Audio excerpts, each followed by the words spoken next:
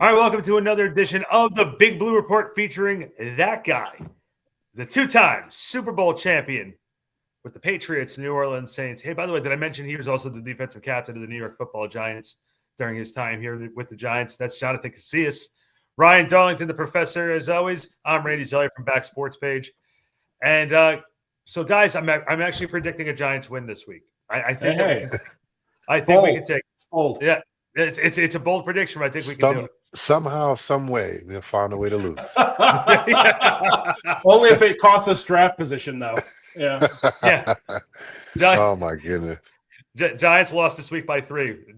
They lost it at the buzzer. Guys, the season is now officially over. The news broke on Monday. Early in the morning, John Mara, principal owner of the New York Football Giants, with Steve Tisch, made a joint statement saying they will be keeping Brian Daboll and Joe Schoen on in their respective roles. Obviously, there's going to be some changes, obviously, to the coaching staff and some personnel on the field. There's no surprise from my perspective, but I'm also not surprised that we fell to the Eagles either. It was a microcosm of the season, having a chance down 7. Kayvon Thibodeau on third down, it gets a roughing the passer call that ends up pretty much sealing the game for Philadelphia. JC, any of this surprise you? And what's your take on the returning regime? Man, I mean, there's a lot of teams that rested their starters in week 18. The Chiefs, they got blown out by Denver, who was a playoff team. They had to win that game to get in.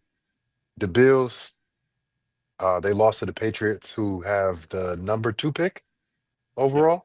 Yep. So another bad team. There's another team that rested starters. No, it's the Browns that have the number 2 pick. The Patriots must be 4 or 5. Must be 4. Yeah, the Patriots are 4. Yeah. Oh, right, because they won the game, right? Yep. And then the Eagles, they also rested their starters, but they actually won against our New York Football Giants. And I just don't know how that happens, and I know we do have a lot of backups on the field, but the Giants did beat a team the week before, 45-33, the Indianapolis Colts, that was competing for a playoff spot. And yes, there is a difference between talent of the Philadelphia Eagles and the Indianapolis Colts. I understand that, but Philly literally wasn't trying to win that game. Like, when you rest your starters, the players on the field, they're going to do everything in their power to win the game. But you literally say, okay, we don't care about this game because it doesn't matter.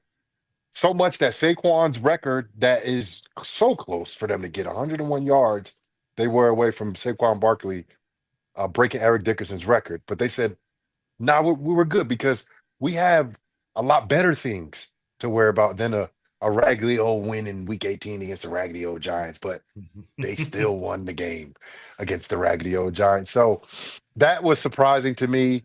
It's just, I don't care how stacked Philly is. Like, you take out the starters against the Giant starters and you still win the game. Like, that is not good at all for the Giants. But look, I didn't think that 45-33 game, the Indianapolis Colts, were the Giants. Like, that was, for me, the anomaly of the season. That was, for me, when I was watching the game, like, who the fuck is these guys playing? Like, and nothing against none of the guys that's playing, but, like, they literally never showed us anything close to that.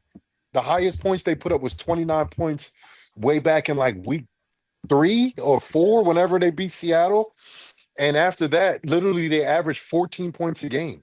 They scored 30 points more than they averaged. So for me, it was a surprise, big time. Was it a big surprise to keep Daboll and Shane? And people say, insanity is doing the same thing over and over again. And it's like, Daboll, they're only going into their 3rd year. You know what I'm saying? Their 4th year, their 4th year. So they won a playoff game, 2 tough years full of injuries, no question about that. And I pretty much mishandled the quarterback situation, but then you survive, you kind of get through that. John Mara, if he would have fired Shane and Daboll, that would have been doing the same thing that he has been doing for the last 7 years, 8 years, because everybody else averaged 2 years. Whether it was McAdoo, whether it was Shermer, whether it was Judge, they all averaged 2 years. So for him to basically not stick with these guys would have been basically doing the same thing. So I get that part of it. I just hope that that's the right call, because like the Giants set a lot of bad records this year. The Yeah, most they losses did. for the Giants, right? The most consecutive losses for the Giants. They finished, I think, with the lowest scoring total. They have the number 3 pick in the draft, which is that means you're really bad. That means your record was really bad the year prior. So it was a lot of things that factored into, I would say, the other argument in not keeping them. But I like Dayball and I like Shane. Uh I think the vision that they had, I just don't think they say process. I don't know if that process is the right process. I understand the vision, but I don't know if the process has been adding up. But It's like 'cause there we're was no process. That was the problem. I felt like in 20. I'm sorry for cutting you off, JC. I really do apologize Mhm. for that. But in 2022, you started the development of a process. Somewhere between all the injuries in 2023 and everything falling apart the way it did, the process fell apart, and it was unrecognizable in 2024 because it was a bunch of mishap. Because a lot of those guys that were there in 2022 are not even on this roster anymore. Yeah. But my thing is, it's not always about like the process is about how do you get to the Super Bowl. Like that should be, that's the end goal. So the process should be always the plan. And what are you doing to execute on a weekly basis, a daily basis, really, to get to the end goal, right? And of course, we only have 14 teams right now that's alive. Everybody else is in Cancun vacationing or just being with their kids. We joke about Bermuda. people taking vacations, but on some real stuff, when football season's over, you get to actually be a human being again. Mhm. So it's a relief for some people, and I know it was a relief for the Giants for all the negative stuff that happened this year. So, I'm glad we all kind of glad it's over. It was hard to watch a lot of Oh those yeah. a lot of those games. But my thing is, it's the week to week process, and it wasn't about the roster every week. You know what I'm saying, Randy? Like it wasn't about like, oh, if we'd had better players, it'd have won that game. A lot of times it happened with poor execution on the field of whatever calls it is, Oh yeah. poor situational awareness. I guess those are the top main two ones. You talk about the roster and all that, but what it really came down to was poor execution and poor situational execution as well. And I want to say awareness because it's like sometimes they did certain plays and it's like that play could have worked, right? Like the flea flicker, right? The flea flicker. I mean, people was like, "Oh, it was a crazy play," but two people was wide open down the field. You know what I mean? So it's like, yes, the situation probably didn't call for it, but if they would have converted it, it would have been a big play, probably changed the game, probably could have won the game, right? How many times could we have said that this year for the New York Giants? That's the big difference between this year and 2 years ago when it was so many times we could have said, oh, they could have lost this game because X, Y, and Z. But now we could have won this game if we would have did X, Y, and Z. And it's literally night and day from 2022. A lot of close games, but with the Giants fell behind in almost every single one of those games. And a couple of times it was non-competitive, which for me, that wasn't the most bothersome thing. The most bothersome thing out of everything that happened this year is that they went winless in the division. 0 Yes. 6 in the division for the Oh first yeah. time in franchise history. For me, that speaks loudly to where the Giants are at right now. They're literally at the bottom. You want to say the bottom of the NFC East? Okay, cool. But they are at the bottom. Commanders are better than them. The Cowboys are better than them, and then the Eagles are better than them. So Well, and now it's like it's by a lot too. That's Yeah. right. It's So not now close. it's like the Giants were trying to figure out if they can close the gap. We use that term a lot going into the 2023 season. I think we kind of forgot that going into this year, but that was something we said. But it's like, let's not worry about closing the gap. Let's just worry about drafting guys that can help us beat these teams. You don't have to be as good of a team to beat a team. All you have to do is be as good on the day that you play them to beat them. That's it. You don't have to have a better roster than them. You don't have to have a better running back than them or a better quarterback. No, you have to play the best when you play them. And that's what the Giants are failing to do. I don't want to hear about roster. I don't want to hear about coaching. At the end of the day, it's collective effort. It's roster, coaching, general manager decision, and that's in getting the players in. But on game day, it's coaching and players. I don't want to hear about nothing about Joe Shane during a game, right? I want to hear about what's going on in that game. And a lot of times they want to look outside, but it comes down to calling certain calls and executing those calls. And we've seen the Giants fail so many times doing that this year. I truly hope that they have to change something. They got rid of Daniel. Okay. Now what else is going to happen? Is Dayball still going to call the plays? Because he did just call the plays for the worst offense in the NFL. So, those are questions now that Dayball's here and we're not asking about coaching situation or Joe Shane. We understand that that's happening. Now, what else? What is going to be the approach this year? Because like you said, Randy, the process, you said non-existent. I said it doesn't work. But at the end of the day, the proof is in the pudding. 3-14, the worst record in the league, tied, right? Of the worst record in the league. And all the little historically bad things that the Giants did. I hope that they go into it with a different mental approach this year, because whatever they did going into the last 2 seasons, it wasn't right and it wasn't enough. And Sorry, I guess Ryan. that's what no, that's okay. No, you're absolutely right. And you made absolutely the right points. But I think what I was trying to think about was, all right, well, where do you go from here, right? I mean, now that you know that you've got your coaching situation sorted, and I'm putting quotes around it, it's sort of sorted in the sense that you know who your coach is going to be. There are now a whole host of things that are going to happen that will change the dynamic, right? We may have a different offensive coordinator because Kafka is getting lots of calls for head coaching jobs. We may have a different defensive coordinator because somebody's head's got to roll for a 3-13 season. And if it's not going to be the head coach, it's probably going to be one of the coordinators. So we're going to have some coaching shakeups. And I have to believe that in addition to the continuity, the idea, right? The idea of having that stability and that continuity to bring people back and not do the same old things by blowing everything up every 2 or 3 years. There has to be a plan that is going to be in place or in place now that Mara said, okay, I can get behind that.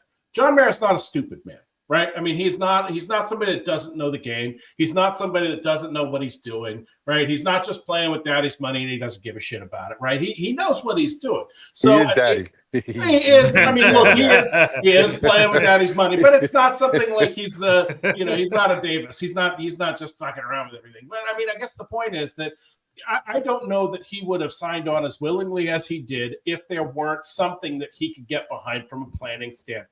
Right. And we can talk up and down and left, right, and center that this one thing will change it. This one thing will change it. That's completely wrong. Right. There's a whole host of things that have to happen that will change the culture of losing and actually establish a culture within the Giants organization. And I think now the part that gives me a little bit of hope, because I was disappointed when I heard that David was being brought back. I think a lot of the issues that we had to do with coaching, the offensive guru calling the plays, taking the play calling away from a guy that won 3 times the games that he did last year, that kind of thing, having the worst offense in the league. That bothers me a little bit. But the idea is that now that it's the offseason, we get to sort of hand things back over to Joe Shane, right? So at the beginning of the year, when we start playing football, Shane kind of hands it over to Daboll. Coaches, players, they're the ones on the field. They're the ones doing the thing. They're the ones playing the games, winning the games, losing the games, that kind of thing. Now we kind of give the ball back to Joe Shane a little bit, and we can try and move forward with who is it going to be that's going to help elevate us to the next level, right?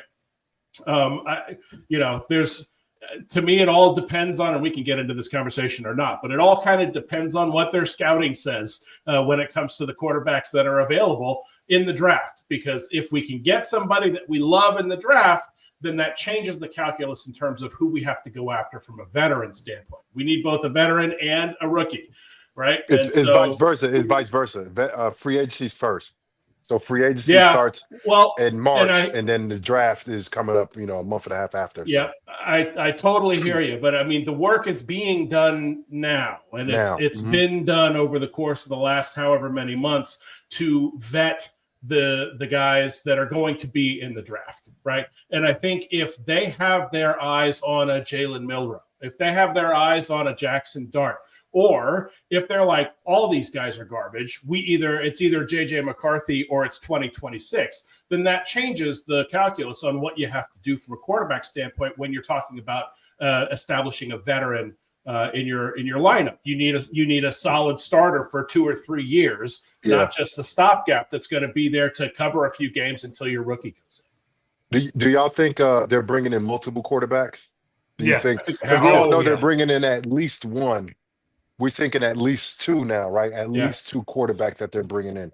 And I hate to say it, but I don't know that Tommy's going to be on the roster next year. No, he's on right now. He is. Well, he's on now, but I don't know that he's going to stay there. Is he on contract for 2025? He's in contract for 2025 right now. He's under contract for 2025. Okay, and Drew Lock is not. He had the 1 year deal, 2024. Yeah, 1 year deal. Yeah. Right. Do they re-sign Drew Lock? No. Okay. I think that was an experiment that went awry. I wanted to ask you guys a what if question, and I hate what if questions, but I'll throw it out there. If the Giants don't go to Germany and lose that game against the Panthers, was it eventually going to happen with Daniel, or does something change if they win that game against Carolina? No, it's the worst. That was at that point the worst team in the league, and they just won their first game the week prior. They beat New Orleans, who fired their head coach right after the game. Yeah. Right. Yeah.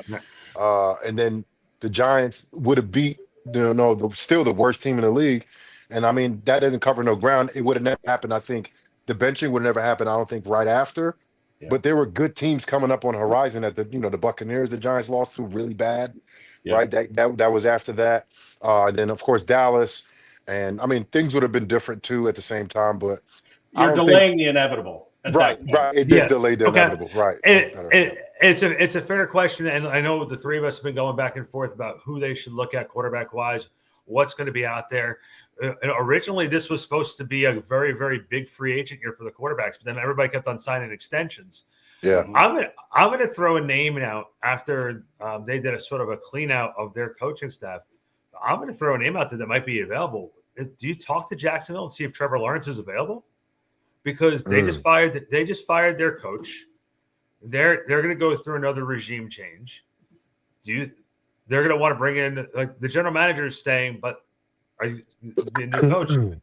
Is that a name that you just talk with them about? Here's the four names that have been ringing in my head over the last couple of weeks. The JJ McCarthy situation. Because I just can't see them moving on from Sam Darnold now. I just can't. Yeah, me neither. I can't see that. I can see them moving on from JJ McCarthy. The question's gonna be, what's the price gonna be? That's good, because that was their first round pick last year. See, if I was the Vikings, I would just hold on to both of them. Yeah, me too. Stop trying to get rid of your good quarterbacks. Like, keep them. If you got two of them, good. Yeah, good. Good. You got two good quarterbacks.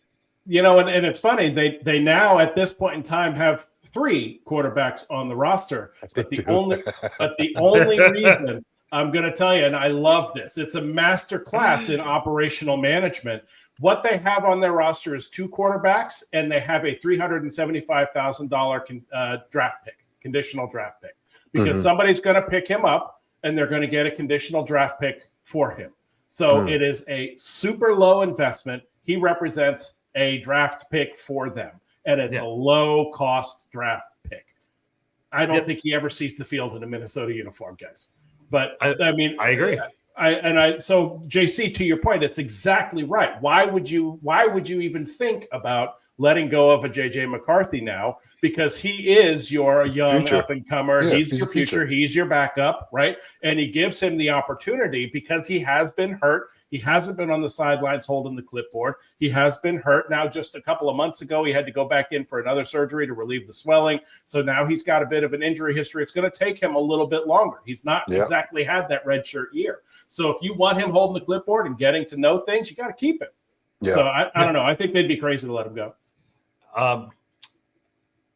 The Pittsburgh Steelers are going to have an interesting situation going on now with Russell Wilson and Justin Fields. That there's talk about them wanting to move on from Russell and keep Justin.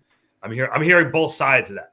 I called a couple people who I know out in Pittsburgh and asked about that situation, and they said it's such a mixed bag. a guy that JC knows is going to be available, and that's Jameis Winston. Famous Jameis. Famous Jameis wouldn't be a bad stopgap. Oh, what? Hell no. Nah, man. He just, we don't need a guy that's like he I don't know. He's too much of a character for me. Like, and I think it is genuine.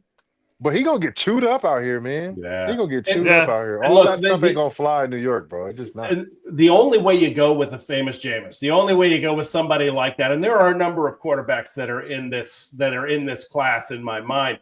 But the only reason you go for somebody like that is if you do get a Shedeur Sanders, if you do get a Cam Ward, if you do get somebody that is going to be starting by the end of the year at some point, right? And it's literally maybe half, 3/4 of the season. Yeah, season. Yeah. And then they're riding the pine. I don't think that's what we want, though. Right? I mean, and again, it comes back to my original point where it all boils down to the scouting. It boils down to who do you like in this draft? Is there somebody that you really, really love? And are you realistically going to be able to get them with the picks that you have? I mean, we have the 39th pick, which is in essence a low first round pick in addition to the third pick in the draft. So, I mean, there are going to be good people available. And if Dable, being the offensive guru that he is, the quarterback, magician that he is, if there's somebody there that he loves, that he wants, then that's an opportunity for you to get that person, have a like a veteran guy that's going to be in for a year or two, right? Maybe longer. In a Russell Wilson. That's the guy. I mean, between Justin Fields and Russell Wilson, if you've got somebody that you really like on those lower at that lower tier in the draft, then I think Russell Wilson's your guy instead of Justin Fields. I will say this: you use every single time you say Dable and offensive guru. In 2022, they were 22nd in offense. Last year they were 30th in offense, and this year they were 31st. But so when you say guru, I'm just sitting there. I'm like, oh, don't say that. I'm just parroting what's been said about him, right? You think about what happened in Buffalo. You think about what's happened in the offenses that he's worked in prior to, right? I mean, he was at Alabama for a while, right? He's been with a number of pro teams, and they've done amazing work offensively. And that was his big claim to fame, right? Is that he's this mastermind when it comes to the offense. He has not shown it in as a head coach, right? And so, guys, I'm sorry, I have to say this. Like the Giants, I know. I think it was last week or 2 weeks ago, or last episode or 2 episodes ago, I mentioned Jimmy Garoppolo. But like I have to say this, like me personally, I don't see a quarterback that I would want with that third pick. Yeah, I agree. I don't like the two of them. Hopefully I'm wrong. I mean, like, I hope I'm wrong. My gut usually in these situations, I've been right when my gut has been telling me these things. But I got to tell you, man, like, I like the kid from Texas that I've seen. Quinn Ewers. Yeah, I like him over Shedeur or Cam Ward. No, I'm not. No, it's not that I'm saying. Later in the draft, you saying? Yeah. Later in the draft, I would definitely take like, because let's say Cleveland and Tennessee decide they're going quarterback, and they will. Mm-hmm. So you're out of that sweepstakes anyway. Yep. So what do you do with the third pick? Do you take Travis Hunter or do you trade him down? You definitely take Travis Hunter. And then you sit there saying, you know what? I'll take a quarterback later in the draft. And or maybe not. You don't take a quarterback later in the draft for what? Well, unless there's somebody down there that you feel is underrated that you can bring up exactly the way Dable wants to bring him up. And I got to point out, look, everybody, I never curse on this podcast, but I'm going to do it now. Everybody shit on Bo Nix. Yeah. You remember? Everyone shit on Bo Nix. And look at the job that Davis Webb did with him out in Denver. And Sean Payton. But Davis Webb, he might have had something to do with it. He might have had something to do with it. Little. Maybe. I mean, let's not give Davis Webb all the credit. He just got the job, right? No, he's been there for 2 years already. Right. He ain't been there that long, though. He was the OC. Right. I get it. I understand. But, like, come on, bro. He's under Sean Payton. Yeah. And I guarantee you right now, someone's going to offer him an offensive coordinator position. Someone's going to offer Davis Webb? Yes, someone's going Bro, to what offer are we him. talking about? What? What? Randy's He was been just a hitting it a little backup bit. for Daniel Jones 3 years ago. What are we talking about? Listen, Don't brother. get ahead of ourselves, guys. Yeah, but either way, either way, you look people. People shit on Bo Nix. Everyone was like, and everyone said that Denver reached for him. Yeah. Well, Denver did reach, but they managed to hit. Right. Right. I mean, they did reach. They reached on Michael Penix. Yeah. I mean, Exactly. but why you say they reached when Bo Nix was a very well accomplished quarterback coming out of college who threw the ball very well. He wasn't, he didn't have those jump off the paper numbers in terms of his physical physique. But even I also heard he's a lot bigger than you think when you see him in person. But he had a great career though. Of course he did. But in terms of how he was graded out, right? I mean, when you talk about the analysis that they do of all of the draft picks and all of the quarterbacks, right? I think consistently he was they said drafting maybe second round, right? Mm-hmm. Yeah, everybody. I was hearing. Well, you know what I did though too. I'm a little. I guess I got. I had a biased conversation from somebody from Oregon, and we were talking to me and Schmelk was talking to him, and I asked him that question: is Bo Nix a first round quarterback? He said absolutely, but I heard that from him. So I got word from him about his game. I did a little studying on him, but not too much. I don't watch college ball, but I mean, it don't look like he's doing anything different than he did in college. Yep. Like he has a live arm. Sean Payton, he's calling up an offense that gets the ball out of his hands, and he's using his feet a lot more than we know Sean Payton's Drew Brees, when Drew Brees really ever did. But that's the new day and age, that pocket quarterback, that Peyton Manning, Phillip Rivers, that, Eli Manning quarterback, Tom Brady, like it's getting away from that. And it's like, they can be good pocket quarterbacks, but nowadays you have to be able to create outside the pocket. You have to be able to even do some called run plays for your quarterback in different situations. And I think that's ideal for 2025, going into leaving 2024, going to 2025. The magic happens. Like I'm thoroughly convinced. All of these guys, if you're drafted in the first, second, even the third round, you are an elite football player. Right? Yeah. Bottom line, you are an elite football player if you are drafted in the first, second, third round of the NFL draft. So the magic happens when you put the right quarterback with the right coach and the right system, right? That's when the sauce hits. That's when it really happens. That's what happened with Jaden Daniels. He is in absolutely the right system for him. He's absolutely got the right coaches for him. Same thing with Bo Nix. Has yet to be seen whether Michael Penix is going to pan out that way. He just hasn't had the playing time yet. But I mean, at the end of the day, that's when things start to sparkle a little bit. So it makes me feel like it's less about the tangible, what you can see on paper, right? Or even what you can see in film about a guy, and more to do with how well is he going to fit in your system? How well are you going to be able to bring him up? How well are you going to be able to get it through to him to allow him to have the game slow down a little bit faster than somebody else might, to have him throwing the kind of balls that he can throw and not throwing the ones that he can't, trying to make him into something that he's not.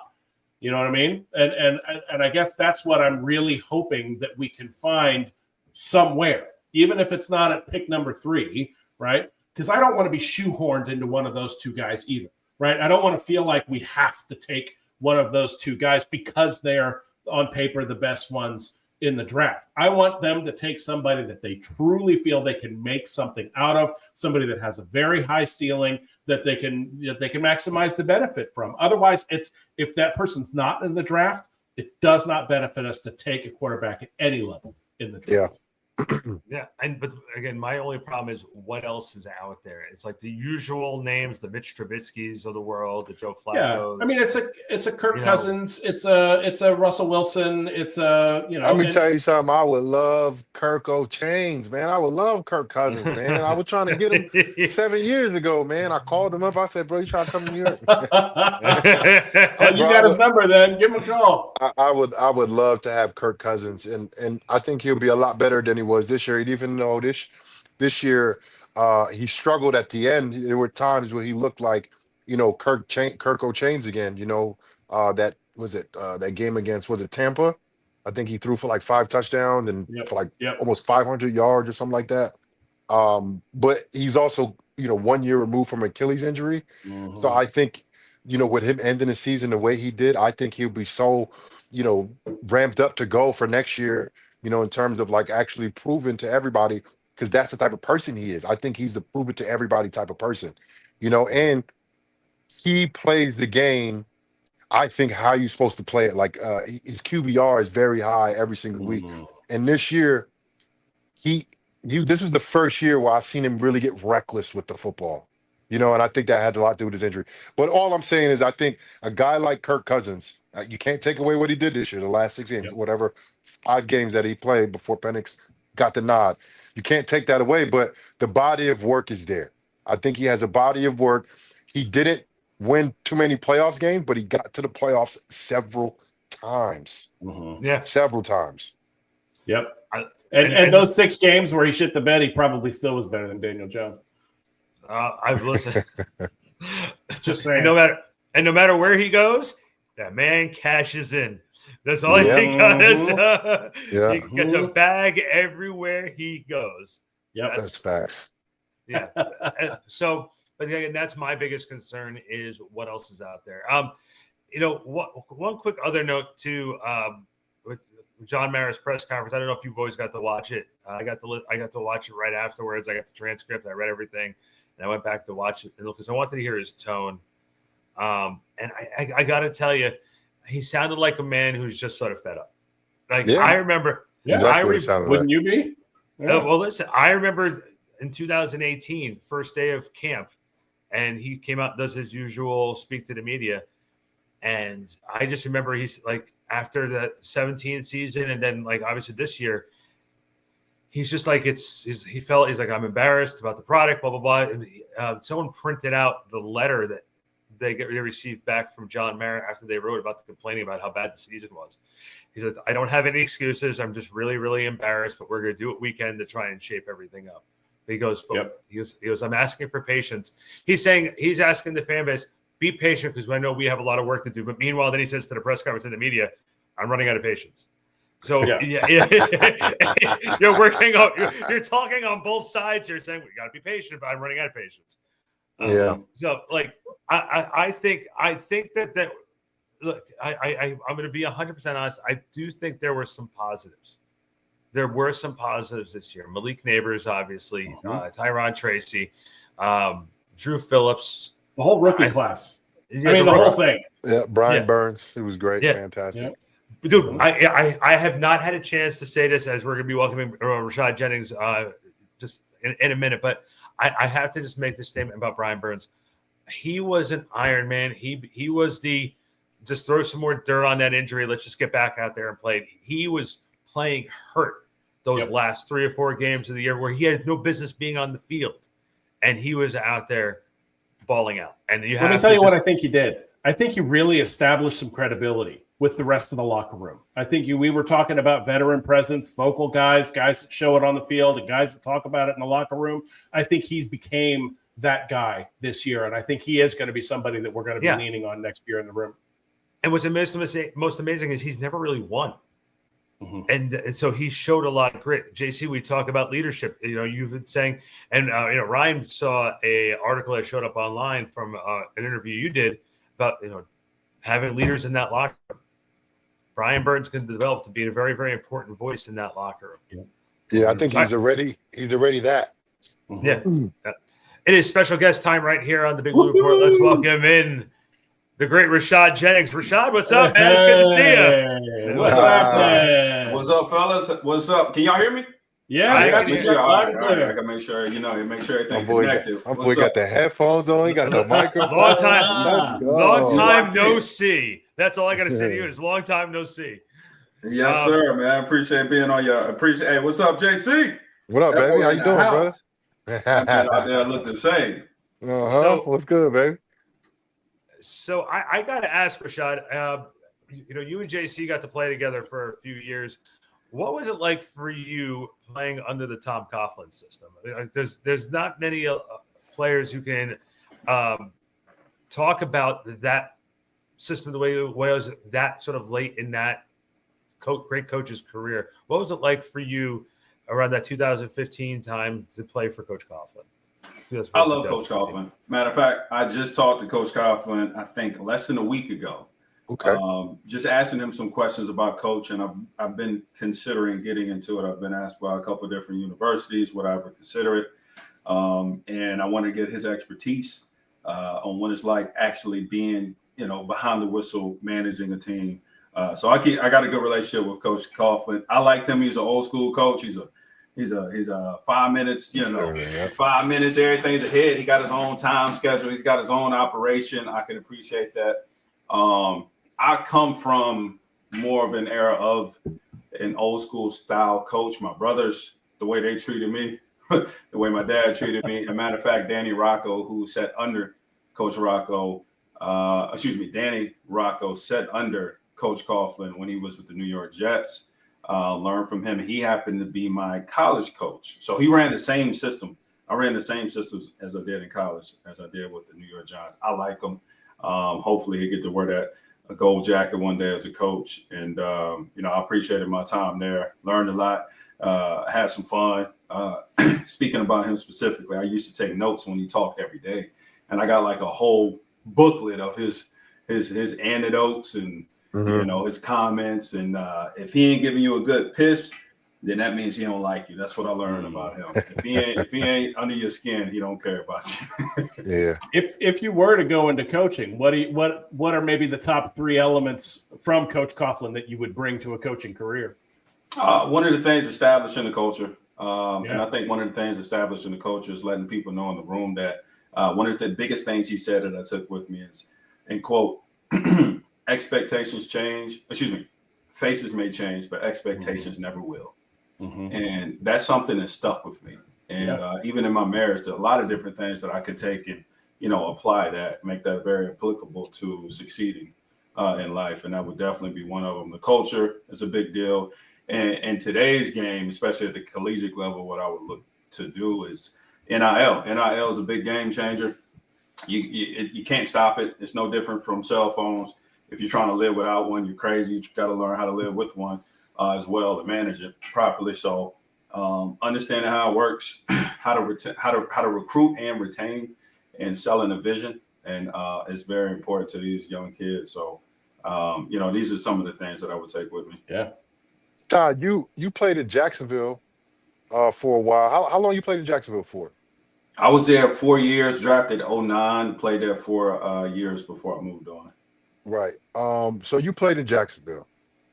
What's the big difference between the Jacksonville Jaguars and that media outlet, that fan base, compared to New York? Because everybody talks about how hard it is to play in New York. For me, I understood it, but I'm from the area, so I understood it a lot more because I watched Jim Fossil be on the hot seat. I watched Tom Coughlin be on the hot seat before I even got to the NFL, so I understood that aspect of it. Could you shine some light on that, being that you played for Jacksonville, which is kind of lower on a totem pole in terms of difficult places to play? Yeah, marketability in Jacksonville is very difficult. And just to give it today's analogy, I think correct me if I'm wrong, but what's the guy's name, the receiver down there? Thomas? Yeah. Brian, was it Brian Thomas?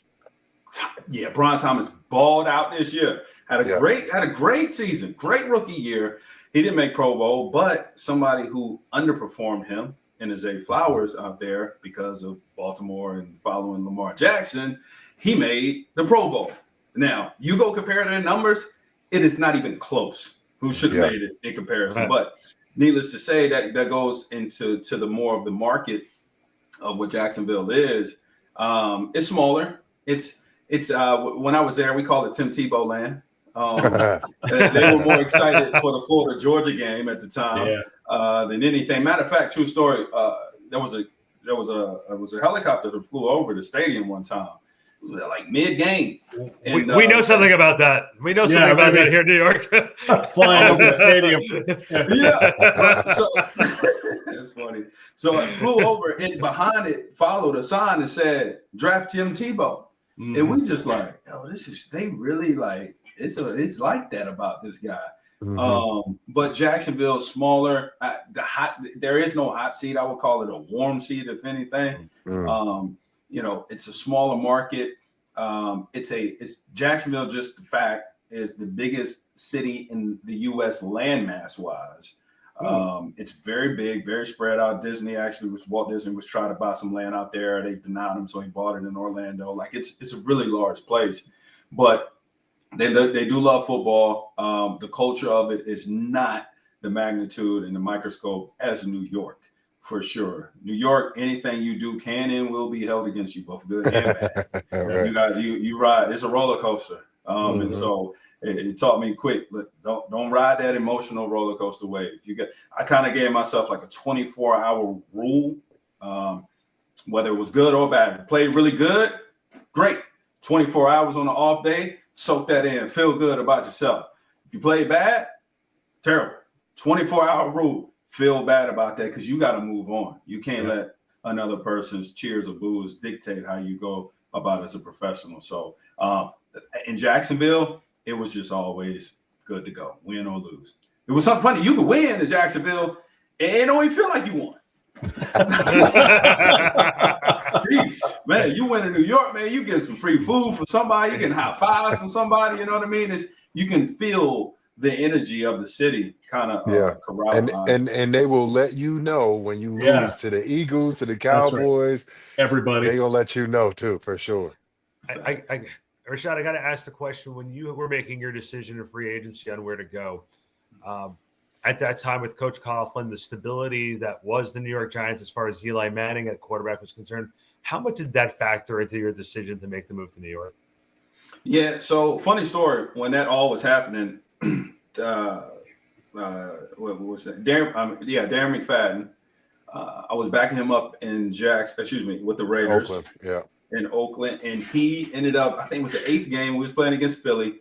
He got hurt 4th quarter. Now, at this time, Nick Foles broke a record for the most touchdown, or tied it, I believe. It's most touchdown passes in a game or something. It's like 6. Really? Crazy.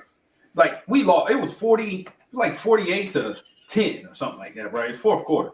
Darren got hurt, threw me in. And I tell y'all right now, like, I've never been a person that looked at I don't care about the scoreboard other than the down the distance and time for 2 minutes.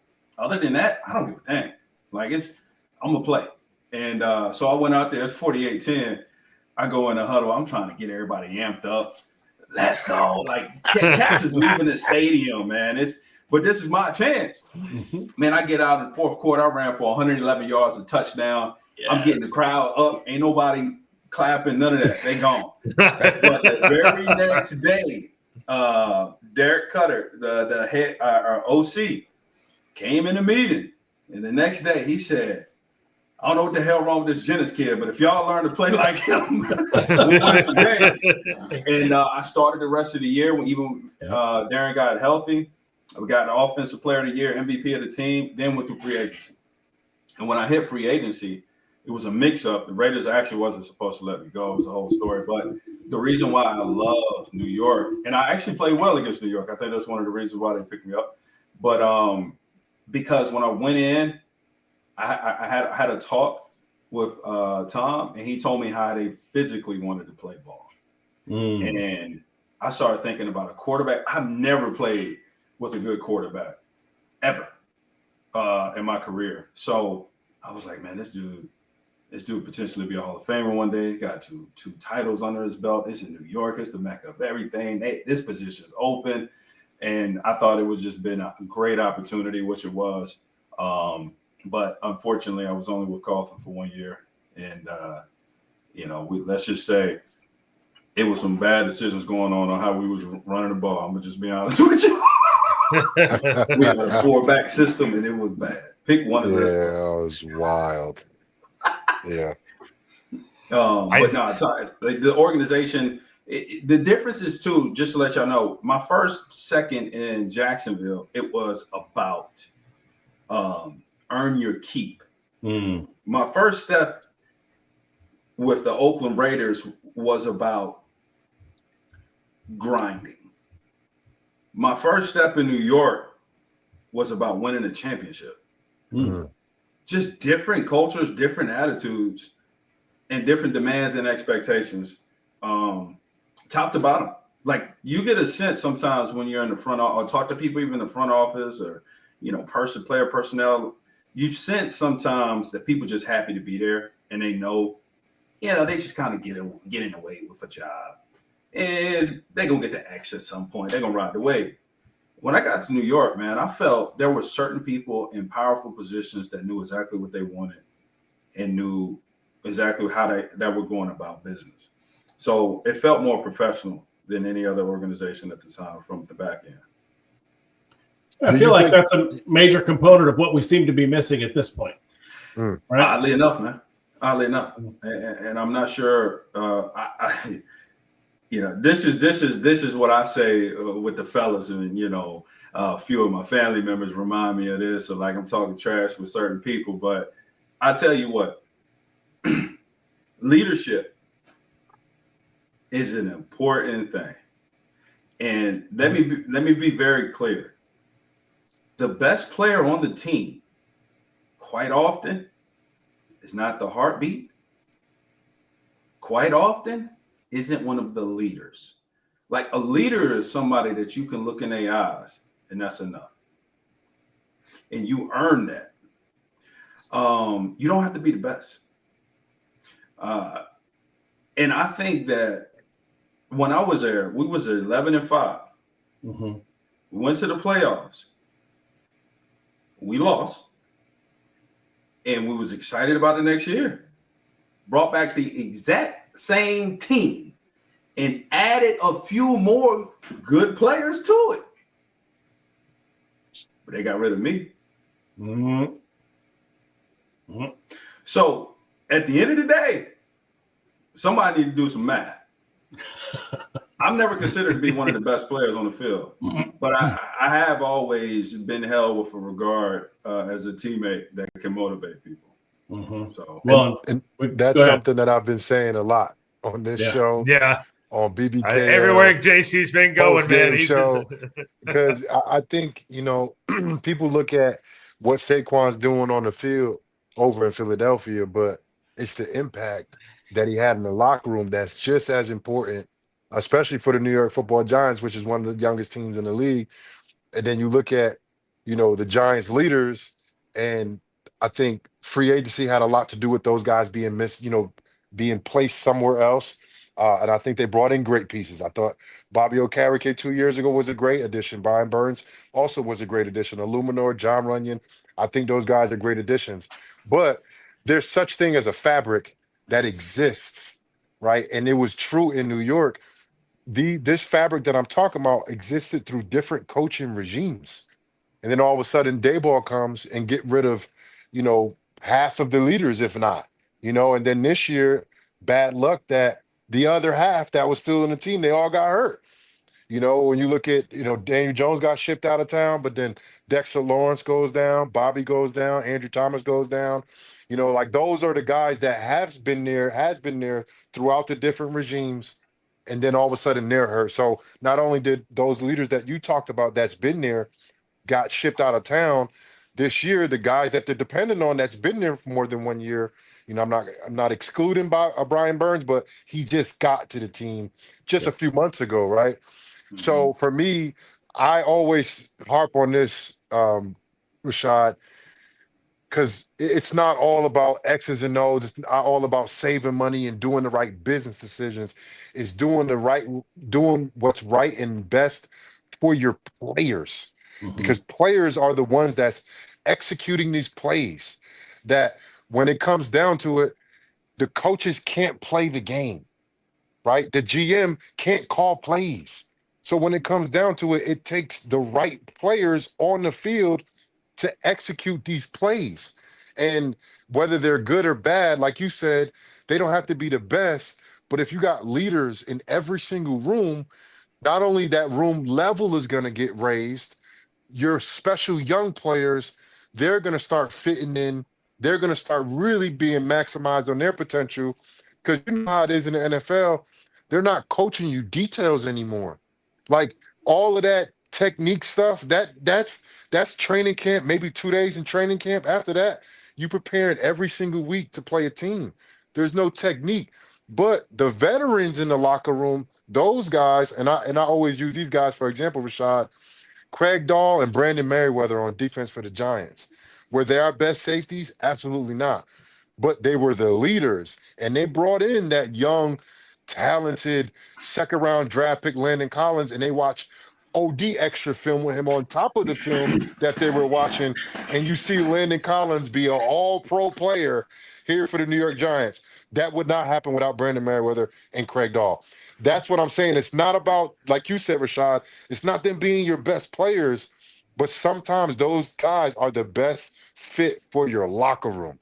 The Giants have to not refocus, but understand that that is the secret sauce on a team that is not as talented as maybe the next team, but figures out how to go 500, right? That figures out how to split a game with Dallas, split the series with Dallas, split the series with Philly. Bro, we went winless in the division this year. 0-6, bro. Like, you talk about the bottom. Like, I'm not even looking outside. I don't even care who we play outside division. We got a tough schedule. But if we can't win in the division, it don't even matter what we do outside of the division. So for me, that's kind of my thought process with the Giants. Same as you, the leadership thing, but then the X's and O's of it, the black and white of it, we got to compete in our own division. And we haven't done that in a very, very long time. Yeah. And it's disappointing. And I look, the NFC East does not look like it's getting any easier anytime soon. So, but to your point, man, and anybody and everybody who's listening, as a player that's been in the locker room, I cannot stress the amount of success towards a team coming from leadership roles, people that people look up to and are educated at the game and that can pass the knowledge and the skill set down when they can no longer do it. Is, grandpa ain't got to be able to run fast. He can teach his kid. And you need those vets in there that are disciplined and know how to have a good time and have fun, but showing them where the business line is. It's a difference between professional athletes and NFL players, man. And I think the Giants need to get back to understanding how to develop pro players. NFL players are the guys that come in, buku talent that can play. I'm talking about straight ball, unique, uncomparable. Come in, put them in a class.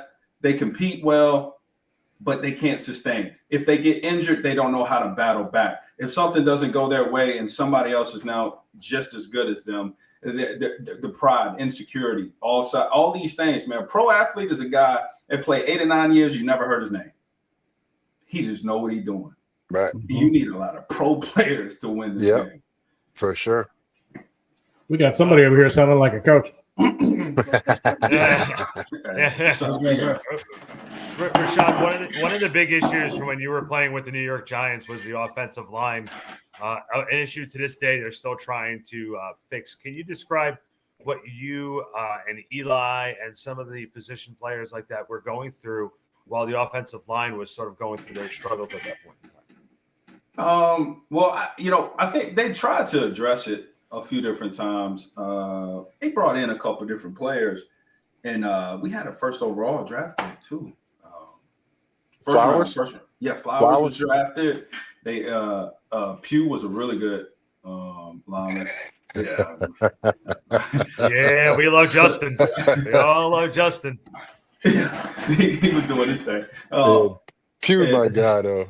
Yeah. The other guy. During my times. But then, man, it just was. We couldn't get it clicking, and we kind of knew it, right? You can't say it. You don't talk about it. You just try to make the most of it. But it was very difficult. I tell y'all, it's funny. I say this. All running backs run the same when they ain't nowhere to damn run. The only person that runs differently is Barry Sanders. Barry Sanders, yeah. He the only person I ever watched on tape that when ain't nowhere to run, he figures something out. Him You know what? Shady McCoy kind of slide and can make something happen too when ain't nothing. I mean, nothing is there. Saquon, but most running backs, man, we ain't going nowhere. Ain't nowhere to run. Yeah. So yeah, it's so much of scheming and kind of like, and now there is a difference between back getting those 2 yards versus 4. That's for sure. There is a science behind this, judging the running back on that one. But I say the offensive line struggled, and that affected the pass game. That affected, controlling the line of scrimmage, the sticks behind it. Now we putting our defense on the field more. You rattling Eli more, and we couldn't get the ball to Odell and Cruz, and it's just a lot of little things that just pile up over time. But our defense though was stout, man. Our defense was crazy that year, man. Y'all was balling out that whole entire year. We went 11-5 to the playoffs. But if we could have maybe been better in a run game, and I was included in that, I think the team would have prevailed more. JC starts and ends in the trenches. Go ahead. Sorry. I was going to say JC has said on this show multiple times that Hail Mary throw by Aaron Rodgers in the playoff game against the Packers changed the course of the Giants. Yeah, you felt that too. Do you agree with that statement? Yeah, I say I could definitely. It seemed like that's where it's kind of from there. Yeah. I mean, the next year let go the coach, right? Mhm. Coach got fired. Mid of the season. Crazy. And after that, I mean, they start making crazy decisions. People getting let go left and right. Winless seasons, less than 500 consecutively. Well, for the last 6 years, outside of the one time we slipped into the playoffs, right? Mm-hmm. Four coaches since then too. 4 coaches. 4 coaches, man. Like, so at some point, man, Right. you gotta start asking who's making the decisions on the decision making. You see what I'm saying? At some point, we got to check and balance somewhere else. Yeah. Because I'm sure these coaches can coach. I'm sure these players can play. Like, I don't know, man. It's hard to put the math behind it, but I can't find the identity in the Giants when I watch as a fan. Like, I'm a fan of the game again, man. It took me a while.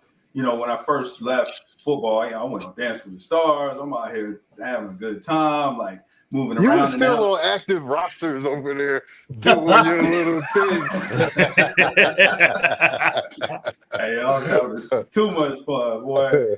And, floating around, finding my way, and TV actor, host, commentator, done a lot of different things, man. I got a cool show I'm about to be on Hulu next in the next couple of months. Y'all will see. Oh, nice. But after doing all that, like, I've settled back into football way more. I've done ESPN radio this whole year, traveling around doing college football, seeing that landscape.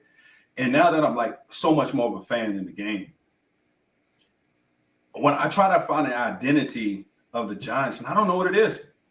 Yeah. They don't have one. Yeah, we've been talking about They that. don't know it either. Don't worry about that. Yeah. They don't know it either.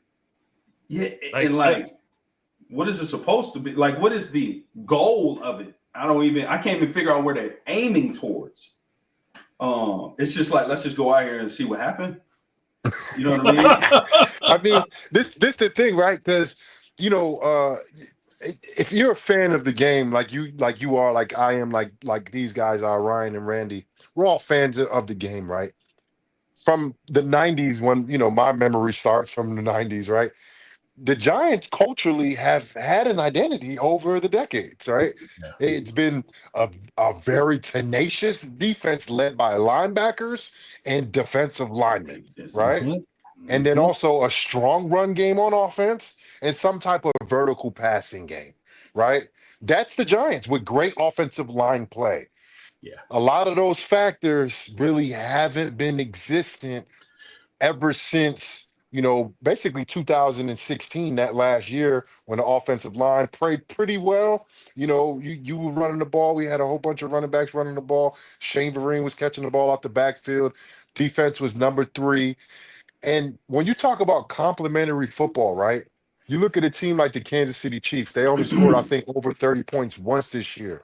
Mahomes, his numbers aren't the same. He's nowhere near even close to being an MVP conversation. Not even close, but they're the best team in the league. They're what, 15-1? No, 14-2. They lost to Denver. They got blown out by Denver in a meaningless game because they could, because they're the best team in the league. But their defense is what's really been keeping the best player in the league afloat. We're talking about the best player in the league and Patrick Mahomes. The defense is what kept him afloat. In 2016, the defense is what really kept the Giants' offense alive. Then we got them in the playoffs, right? And Eli looked like Eli Manning, from the Super Bowl, 3 or 4 years prior.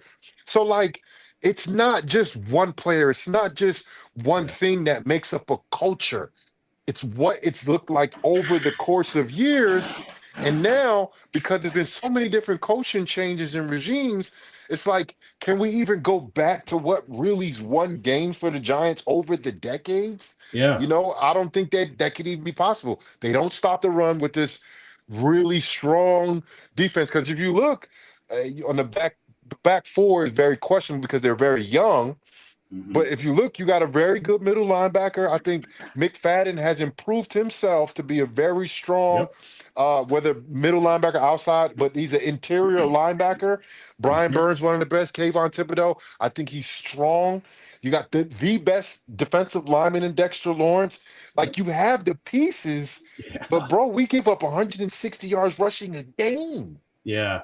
And you got to wonder how much of that is scheme, how much of that, because I mean, even a character it's so many different things though, Ryan. It's so many different things. I'm gonna let you finish, but it's scheme, it's execution, it's failure on offense, because if you're getting 3 and outs, if you can't score in the red zone, you turn the ball over, all of the things that are situationally, because a lot of these times this year for the Giants, I count them. I don't know how you count them, Rashad, but I count if you fail, if you get a turnover on downs, that's a turnover. It don't count on the sheet. It won't say it, but the Giants have failed multiple times this year in games, to add to that 3 turnovers. Then you got 2, 4. That's 5 turnovers. That's how I look at it. So there's been a lot of times where the Giants offense failed to make their defense and vice versa. Like, right, like they're supposed to bail each other out, not put each other in jeopardizing situations to where everything come down to one play. And that's what we saw from the Giants. I'm sorry, Ryan, to cut you off. No, it's okay. I mean, I think part of the issue, and again, there's a whole plethora of things that you can kind of point to say that this is what went wrong, and this went wrong, and this went wrong, and this wasn't quite right. So, I mean, you don't have a season like we had with only 1 or 2 things being a problem, right? But I think part of it is that we have a coaching structure that really, and for better or worse, because of the way the league is right now, really is focusing on offense, really is focusing on trying to, run the offense through the quarterback and so on and so forth, and not being willing for some reason to lean into the strength that we have on that defensive side and really kind of allow that to be really a big part of the identity of the team, right? I mean, to your point, JC, we have what could be one of the most dominant offensive front or defensive fronts in the league, right? The best nose tackle in the league. Kayvon Thibodeau, Brian Burns, Bobby Okereke, Micah McFadden. These are solid, good players. If we can lean into the defense to be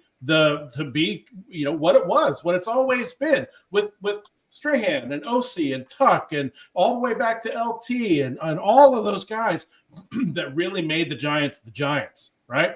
But for some reason, we just don't seem to be willing to do that. And I would really love to see more of a focus being put on shoring up the defense, making sure that we do have some veteran leadership in the backfield, and pouring our resources into assuring that the defense itself can hold teams, because we are also going to be making moves on the offensive side of the ball, getting a quarterback. We've got a good running back in Tyrone Tracy. We've got one of the better receivers in the league, certainly one of the best rookies in the league in Malik Neighbors. We got Theo Johnson. We got Wandale Robinson. We got guys that can play, right? Mm-hmm. We just need to put those pieces together and establish that defense as our quarterback front. To get them the ball too. Get the ball. Well, and that helps out.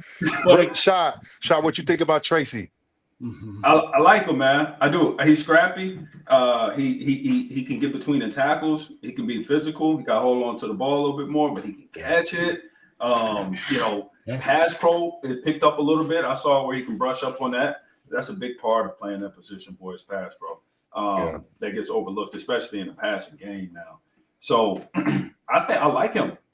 He's gonna need help. He's gonna need another guy that they're gonna want to, maybe bring in. If they do some really good scouting, they can bring somebody in through free agency from college, or if they want to draft, maybe there's some really good running backs out there in college football. I was watching all year, but I like them. I really, really do, man.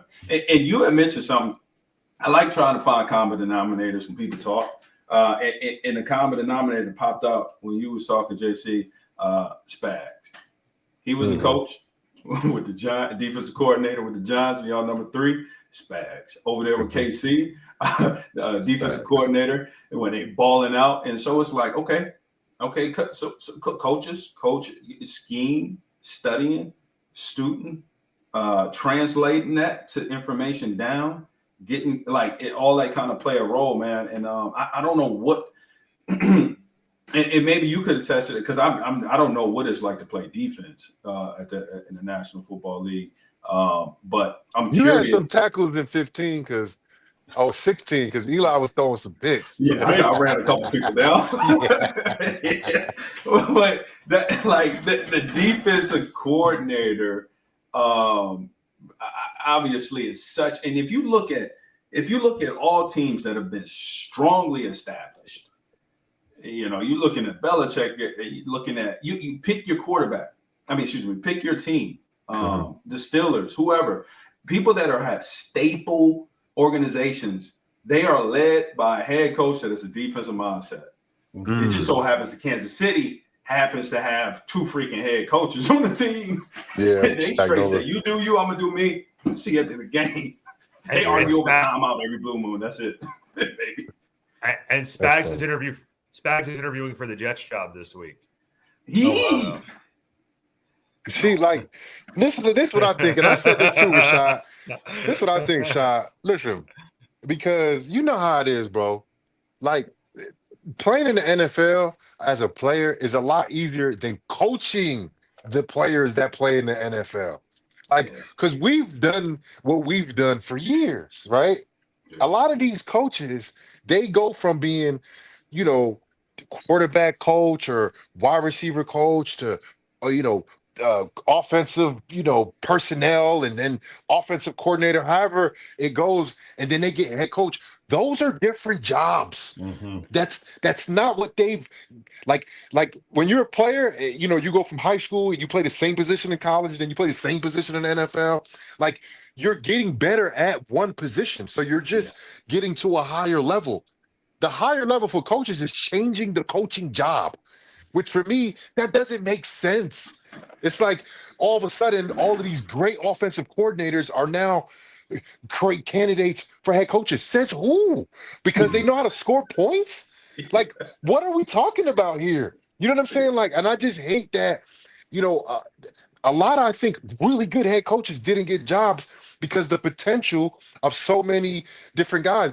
And I also believe what happened this year with Vegas, and also with what's the other team that fired another black head coach after 1 year? Was the Patriots, right? The Patriots, Gerard, my former teammate, Gerard. Mm-hmm. Those 2 guys, they got 1 year? What? How did we get to that point to where now you're giving coaches 1 year and they didn't do anything off the field wrong? What's the guy named from Ohio State that was rubbing on booties for Jacksonville? Urban Meyer. They didn't do anything crazy like that for them to get kicked out of town. They struggled. Why would you think that a head coach for the first time ever wouldn't struggle. Right. Like, Mhm. like they're Especially in their situations, what they were given. right. So it's like Yeah. the way it's structured now in the NFL with the coaches, it's like, first of all, you don't have time to fail. You don't have time to learn. And as we know, Rashad, because we were both rookies at one point, when you get in to do something for the first time, you never done it, even though you've been doing it for 12 years, you're still playing the same position, but it's another level that still takes adjustment. Now we're talking about going from OC or DC to head coach. Now you're changing the whole game that you're being played. And I think some of these guys aren't built to be the leaders of everyone. Because you're a leader as an OC, you're a leader as a DC. But when you get to that head coach job, I mean, to be honest, I don't even know why a general manager is called a general manager. The head coach should be called a general manager. Because if you're a good head coach, not to say you shouldn't be calling plays, but you should hire a great offensive coordinator. You should hire a great defensive coordinator. You should hire a great special teams coordinator. That way, you're not doing everything. You shouldn't be doing everything, right? That's why when we talk about this kid coming from Colorado, right? He's not going to be able to play both positions at a high level in the NFL Right. for 100% of the plays. He can do maybe 100% of defense, 20% on. You just cannot do it. And I think some of these coaches, they be trying to do too much when it's like, yo, go hire a great OC, go hire a great DC. Yeah. And then you step back and you manage the fuck out of them. You know what I'm saying? Like, you let them do what they're good at, though. And I just feel like now it's just switching to the point now is like, whoever can score, 35 points a game needs to get a head coaching job. And it's like, what about all the other boxes they have to check? What about the intangibles of a head coach that I feel like gets thrown to the wayside because they were good at offensive coordinator? That don't even make sense to me, Shad. It don't make sense to me, bro. And it goes back to what we were saying earlier, man. At some point, you have to evaluate the people that are making the decisions about the decision makers. Right. Like they're not entrenched in actually understanding the totality of the game. It's more of fantasy picking. Who scored how many points last week? Oh, I'm gonna get them off the board. Right. And it's like, yo, did you not know who they played? Dude injured. There's so many variables. That does not mean they should be on your roster, my G.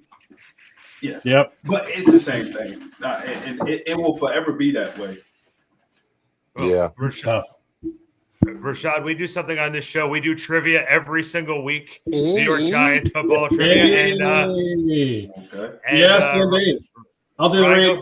Terrible. Yeah, for sure. This episode of the Big Blue Report and this week's trivia is brought to you by NFLShop.com, powered by Fanatics. You too, can show your love for the Giants and support us by clicking on the link in the show description and placing your order today, whether you need gear for the 2025 season, or if you want a big rep Big Blue all year round like we do.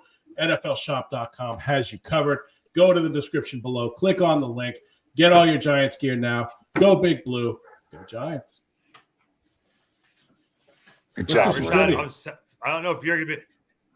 Let's check out the question. Boom. Oh. But it's for us to answer, not Rashad, right? Rashad knows the answer. 2015, right. Rashad Jennings recorded a career high in rushing. What was his total? I know this. I think I know this too. I know this. Do we get multiple choice here, or do we just have to guess? I can give y'all some multiple choices. So you gonna give us multiple choices? I remember this. I remember this game too much, man. I remember everything I said before the game, who was in it, who was there, everything. We're talking about the season, though, right? We're not talking about specific games. Is it a game? Is it just one particular game, right? Oh no, he's talking about the year, right? I'm talking about the season. I'm talking the season. Oh. Okay. So it's the season, not a game. It's not a singular game. Yeah. It's all season. How many rushing yards total? So who's going to give out the multiple choice? Come on, don't be holding Here we go. Is it A? What that is. Is it A 980? B 1033? C. You just made that one up. Yeah, he made that one up. That's not the answer. Told him so. Is it C, 863 or 4, 720? C, 863. Lock it in. C, it's definitely C. You snitched on yourself, Randy. You should have wrote them down because you could. It was like 12. Note to self. 30. Note to self. Come up with answers not on the fly. Write it down ahead of time. The answer is C. Because I was sitting there like this. I was about to, because when Rashad was about to say it, I'm like, all right, let me look at his eyes to see when he starts, because he knows his answer. Like, he knows what he did. But yeah, I actually kind of cheated because, like, I mean, my iPad died, but I definitely had Rashad's career pulled up right here, and I was just looking through, little stuff. So I kind of knew, but the iPad was dead, so I didn't cheat. The answer Am I is winning? A. I feel like I'm winning. Am I winning? Are you keeping track, Randy? I do. You're up 1. I'm up You're 1. up 1. That's it. I don't know. I don't feel know. like I've been winning a lot. I feel like he's up at least 3, but yeah, all right. Okay. Hey, we usually do story time with me. We haven't done it in a while, but can we get a story time from Rashad before we finish the night? Yeah, let's do it. Rashad, any story, whether it's from Jacksonville, Oakland, or right here in New York. Oh, story time, huh? Or New Jersey, because you was living in Secaucus. Yes, sir. Oh man, that's the thing. I got too many stories. Let me see. It's appropriate. Yeah, I was gonna say, remember, this is getting posted, Chef. Let me go into a different bag. So this is funny. I think people appreciate this because it's funny. And JC, you know the person. You just didn't know this probably was happening. Okay. So I like pranks, man. We love having fun. And there was a guy. I'm gonna see if you can figure out which guy this was. Okay, I'm listening. I'm gonna try. There was a guy on the team, and he was fun. He was an interesting guy, and we wanted to play a prank on him. So away bags, we have to put our away bag together. Put in all the clothes, shoulder pads, cleats, all the stuff you bring in the game. Yep. And then they come round it up to put it on a bus. So you got to make sure you bring everything, right? So and you got, I think the younger guys somebody, they had to carry them themselves too. You had to drop it off somewhere, something like that. Yeah. So it was just one guy. We decided to prank him. So we would put 2 25-pound weights in the bottom of his bag and cover it. So you really couldn't tell. Like, we did a good job of it. And, weight gain, he piles it in, he picks it up and takes it to the bus. So we look, we're like, that's crazy. He don't say nothing. Another away game, we do the same thing. He just picks it up, takes it, don't even think about it. So this happened through the course of the season. So eventually I went up to the guy. I was like, yo, have you noticed that your bag is heavy as hell? He said this in quote, oh, snap. I had downloaded a lot of music and I put my iPad in there. I thought that was weighing it down. No way. Each song doesn't add to the weight, brother. This is when he said it's so sincere. Offense or defense? This is an offense you're talking about. Offensive guy. The guy. And he was funny as crap, sincere, strong as crap for no reason too. And but he just couldn't get it all together. But boy, he's one of the most fun dudes, man. That he always got a smile on his face. He's always happy. You can't bring him down because he's in his own world. And he loved to have fun. Not Dre Williams. Offensive guy. Offensive guy. Lineman. He touches the football, and he played. He got a big injury. Ended up getting a good injury settlement. Shout out to him. Boy, I mean, he won. His settlement was crazy. I still keep it. He was in my room. Was it Chris? What's his name? The son-in-law, not Chris. Snee? No. No. O'Hara?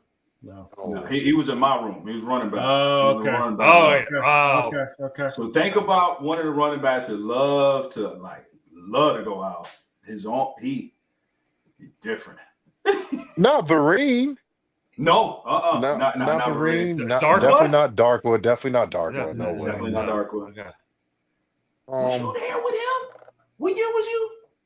Well, it was. I know who you're talking about. For some reason, his name is it Mike? Is it Mike or Chris? Cox. Mike Cox. Now don't make sense. So I know Mike, but I never played with Mike.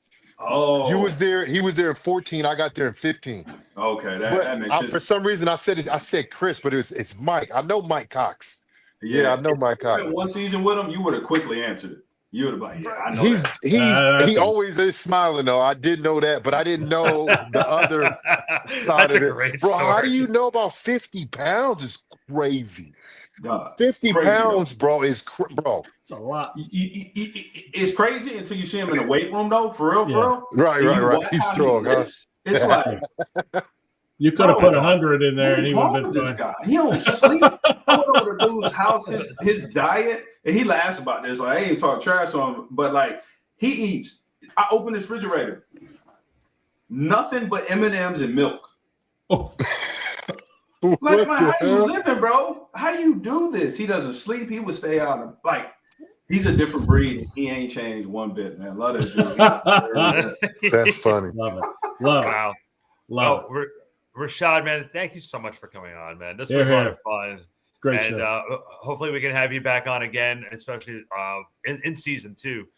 We could definitely talk X's and O's with the Giants. One thing that I've always noticed about you when you first came to New York and I was covering the team was just how detail oriented and how smart you were, and it came across in your media sessions, and made it so easy for us as media writers and everything of that sorts.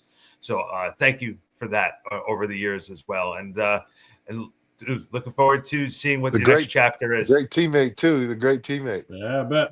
Yeah, my God, that's one of the best right there. Guys, as always, Ryan, thank you. JC, thank you. I'm Randy Zellea from Back Sports Page. This has been the Big Blue Report. We will see you next week as we are now heading out the road to the Super Bowl, and then for the Giants, the road to the draft as we take that route. So we will see you next time here on the Big Blue Report, featuring that guy, 2-time Super Bowl champion and former defensive captain, Giants legend, Jonathan Casillas. We'll see you guys next time.